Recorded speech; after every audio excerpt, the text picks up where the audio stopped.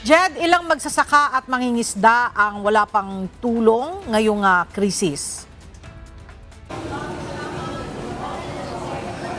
Ella, ayon kay Senator Francis Kiko Pangilinan, humigit kumulang 60% o nasa 6 million registered food producers yung hindi pa nasasaklaw ng ilang programa ng pamahalaan na nagbibigay tulong pinansyal ngayong krisis.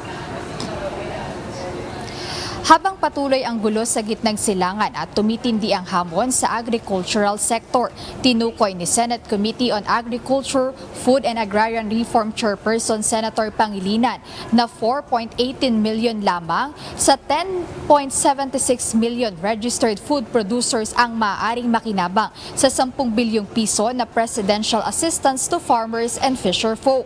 Batay aniya ito sa listahan ng Department of Agriculture's Registry System for basic sectors in agriculture. Ibig sabihin nito, humigit kumulang 60% ng rehistradong producers ang hindi pa nasasaklaw ng programa. Dahil dito nanawagan ng senador ng mas mahigpit at malakas na interagency coordination upang mapalawak ang saklaw ng ayuda. Nanawagan din si Senator Pangilinan na isama ang iba pang rehistradong producer sa mga makikinabang sa higit 63 billion pesos na proactive services for individuals and families in difficult circumstances at sa higit 21 billion pesos na tulong panghanap buhay sa ating disadvantaged, displaced workers o tupad at iba pang emergency cash aid programs ng pamahalaan. Paliwanag niya na ang frontliner food soldier sa krisis ay ang magsasaka at mangingisda, kaya't sandata nila ang agarang tulong pangkabuhayan para tuloy-tuloy silang makapagbungkal ng lupa at makapaglayag sa dagat.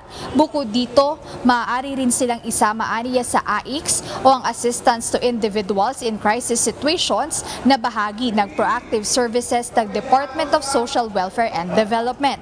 Ayon sa senador, nagbibigay ito ng tulong pinansyal at material na tulong sa mga individual at pamilyang nasa krisis gaya ng nararanasan ngayon ng bansa.